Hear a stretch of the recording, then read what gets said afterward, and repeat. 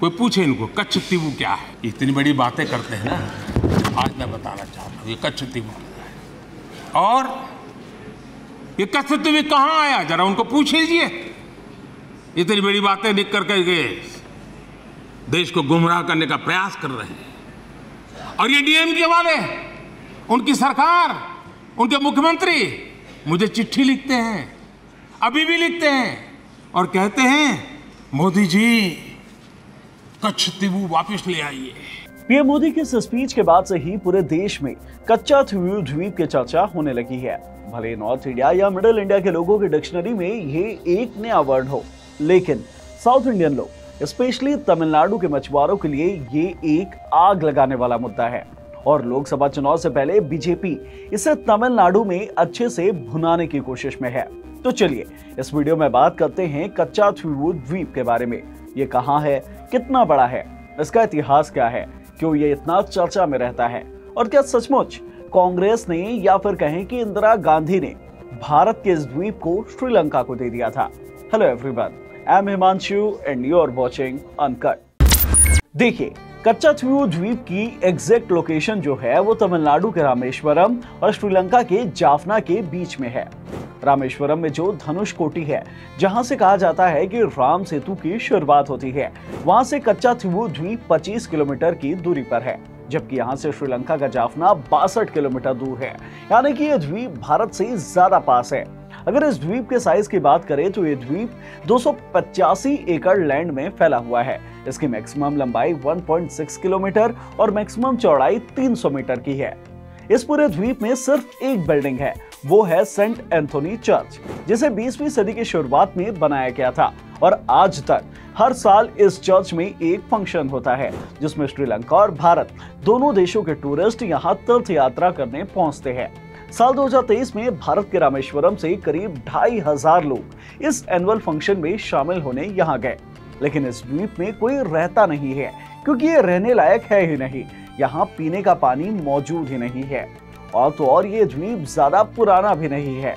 14वीं शताब्दी के दौरान एक ज्वालामुखी के विस्फोट के दौरान ये द्वीप बन गया था और फिर मध्यकाल के दौरान श्रीलंका के जाफना साम्राज्य के राजा का इस पर नियंत्रण हुआ करता था।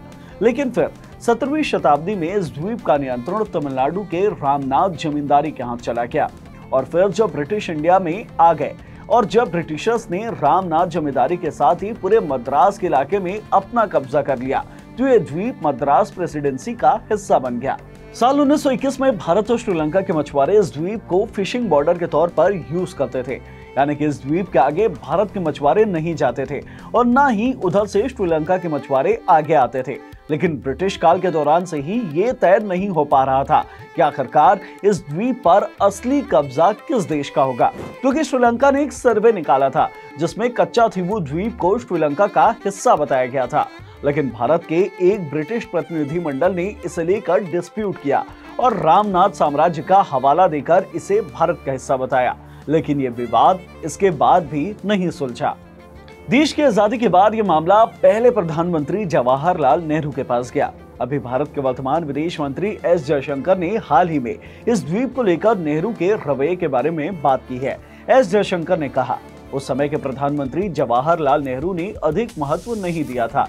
पंडित नेहरू को इसकी कोई चिंता नहीं थी, उन्होंने इसे खास तवज्जो नहीं दिया। वो चाहते थे कि जितनी जल्दी हो सके इससे छुटकारा मिल जाए। लेकिन नेहरू अपने पूरे शासनकाल में इस मुद्दे को कभी सुलझा नहीं सके। ये मुद्दा साल 1974 तक लटका ही रहा, जब तक उस वक्त की प्रधानमंत्री इंदिरा गांधी ने इसे लेकर फैसला नहीं लिया। साल 1974 में इंदिरा गांधी ने भारत और श्रीलंका के बीच समुद्री सीमा को हमेशा के लिए सुलझाने का प्रयास किया। इंदिरा गांधी ने उस वक्त श्रीलंकाई प्रेसिडेंट के साथ मिलकर एक समझौते पर हस्ताक्षर किया, जिसे नाम दिया गया इंडो श्रीलंकन मैरीटाइम एग्रीमेंट। इस एग्रीमेंट में साफ तौर पर लिखा हुआ था कि भारत ने कच्चा तीवू द्वीप को श्रीलंका को सौंप दिया है। राजनीतिक जानकार बताते हैं कि उस वक्त इंदिरा गांधी ने इसे लेकर सोचा था कि इस द्वीप का कोई राजनीतिक महत्व ज्यादा है नहीं। ऐसे में अगर इस द्वीप को दावा खत्म कर पड़ोसी राज्य को दे दे तो पड़ोसी देश से हमारे संबंध अच्छे हो सकते हैं। लेकिन इंदिरा गांधी ने उस वक्त एक चीज नहीं सोची। इस एग्रीमेंट में एक बड़ा ब्लंडर हो गया था। इस एग्रीमेंट के मुताबिक भारतीय मछुआरों को इस द्वीप तक पहुंचने की अनुमति थी, लेकिन वहां फिशिंग करने की अनुमति नहीं थी। यानी कि मछुआरे वहां जा सकते थे, अपनी जाल सुखा सकते थे, आराम कर सकते थे, लेकिन वहां पर फिशिंग नहीं कर सकते थे। ऐसे में जब सीमा विवाद सुलझा तो फिर से फिशिंग के अधिकार का एक नया विवाद खड़ा हो गया। ये विवाद साल 1976 में तब और ज्यादा गंभीर हो गया जब 1976 में भारत और श्रीलंका के बीच एक समझौता हुआ, जिसके मुताबिक दोनों देश के मछुआरे किसी भी दूसरे देश के आर्थिक क्षेत्र में जाकर फिशिंग नहीं कर सकते। यानी कि दूसरे देश की समुद्री सीमा में घुसकर फिशिंग करने पर रोक लगा दी गई। और इसी के साथ बहुत सारे भारतीय मछुआरों को श्रीलंका की समुद्री सीमा सुरक्षा गिरफ्तार करने लगी, क्योंकि मछुआरे कच्चाथीवू द्वीप की ओर जाते, लेकिन वहां जाने के लिए उन्हें श्रीलंकाई समुद्री सीमा में घुसना पड़ता, जहां उन्हें गिरफ्तार कर लिया जाता, उनकी बोट को भी जब्त कर लिया जाता था। लेकिन इसी बीच साल 1983 में श्रीलंका में गृह युद्ध शुरू हो गया और इसी के साथ दोनों देशों के बीच जो सीमा विवाद था वो ठंडे बस्ते में चला गया। श्रीलंका का जाफना इस युद्ध का केंद्र बना और श्रीलंका की आर्मी पूरी तरीके से लिट्टे को दबाने में जुट गई, जिसका फायदा मिला भारतीय मछुआरों को। ये मछुआरे रोज आसानी से श्रीलंकाई समुद्री बॉर्डर तक जाते और वहां बड़ी मात्रा में फिशिंग किया करते थे। इसी बीच साल 1991 में तमिलनाडु विधानसभा में एक बार फिर से कच्चाथीवू द्वीप को दोबारा हासिल करने का मुद्दा उठने लगा।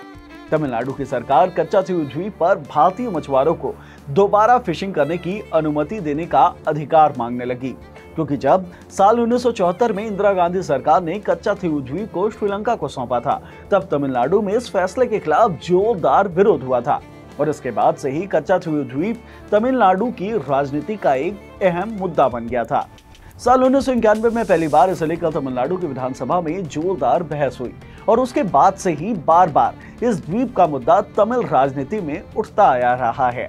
साल 2008 में AIADMK की सुप्रीमो जयललिता ने इसे लेकर एक याचिका दायर की, जिसमें कहा गया कि भारत के संविधान में संशोधन किए बिना कच्चाथीवू द्वीप को किसी दूसरे देश को सौंपा नहीं जा सकता। साथ ही ये भी तर्क दिया गया कि साल 1974 के इंडो श्रीलंकन मैरीटाइम एग्रीमेंट के कारण भारतीय मछुआरों की पारंपरिक मछली पकड़ने का अधिकार और उनकी आजीविका प्रभावित हुई है। साल 2011 में जब जयललिता मुख्यमंत्री बनी तो इस मामले को लेकर वो तमिलनाडु विधानसभा में एक प्रस्ताव भी लेकर आई और फिर साल 2012 में वो अपनी याचिका में जल्द सुनवाई के लिए सुप्रीम कोर्ट भी गई। वहां दलील दी गई कि श्रीलंका की सेना द्वारा बड़ी संख्या में भारतीय मछुआरों को गिरफ्तार किया जा रहा है और वो लोग वहां फंसे हुए हैं जहां कई लोगों की मौत भी हो गई है। ऐसे में इस याचिका पर जल्द से जल्द सुनवाई की जाए। इसे लेकर साल 2006 में तमिलनाडु के मुख्यमंत्री रहे करुणानिधि ने भी केंद्र सरकार को इस द्वीप पर दोबारा विचार करने और वापस लेने का आग्रह करते हुए लेटर लिखा था और ऐसे ही जयललिता भी मुख्यमंत्री बनने के बाद केंद्र सरकार से अपील करते हुए लेटर लिखी थी। लेकिन इस मुद्दे पर उस वक्त की केंद्र सरकार की नीति कभी नहीं बदली। साथ ही कांग्रेस सरकार ने ये दलील दी कि ये द्वीप हमेशा से विवादों में रहा है, भारत से संबंधी कोई भी क्षेत्र नहीं दिया गया और न ही संप्रभुता छोड़ी गई। तब से अब तक इस द्वीप का मामला तमिलनाडु की राजनीति में एक कोना पकड़े हुए है। आए दिन ये मुद्दा उठता है और सरकार को घेरने की कोशिश की जाती है। खासतौर पर यह काम बीजेपी करती है। तमिलनाडु की बीजेपी इकाई हमेशा से कच्चाथीवू द्वीप को दोबारा हासिल करने की मांग करती रही है। हालांकि मोदी सरकार ने अभी तक इस मुद्दे पर कोई खास काम नहीं किया है, लेकिन अभी जब तमिलनाडु में बीजेपी के वोट शेयर बढ़ने की जो खबरें आ रही है, उसके ठीक बीच चुनाव से ठीक पहले पीएम मोदी ने इस द्वीप का मुद्दा उठा दिया है। कांग्रेस पर आरोप लगाया है कि कांग्रेस ने इस द्वीप को श्रीलंका को सौंप दिया और कांग्रेस के कारण हमारे देश का एक अंग हमारे पास अब नहीं है। बीजेपी एक बार फिर चुनाव में इस मुद्दे को खूब भुनाने की कोशिश में रहेगी। लेकिन क्या इस द्वीप को भारत वापस पा सकता है? इसे लेकर सुप्रीम कोर्ट में एक सुनवाई के दौरान साल 2014 में इस वक्त के अटॉर्नी जनरल मुकुल रोहतगी ने कहा था कि कच्चाथीवू द्वीप एक समझौते के तहत श्रीलंका को दिया गया। आज इसे वापस कैसे लिया जा सकता है? यदि आप कच्चाथीवू को वापस पाना चाहते हैं तो इसके लिए आपको युद्ध लड़ना होगा। कच्चाथीवू द्वीप और इसे वापस पाने को लेकर आपकी क्या राय है? आप कमेंट बॉक्स में हमें जरूर बताएं। हमें बताएं कि क्या इंदिरा गांधी का फैसला सही था या बीजेपी सरकार को इसे वापस पाने के लिए क्या कुछ फैसले लेने चाहिए। हमें आपके कमेंट्स का इंतजार रहेगा। ऐसे डिटेल्ड और नॉलेज बढ़ाने वाली वीडियोस देखते रहने के लिए आप अनकट को सब्सक्राइब कर लीजिए। और अगर ये वीडियो आपको पसंद आई हो तो इसे लाइक कीजिए, शेयर कीजिए। धन्यवाद।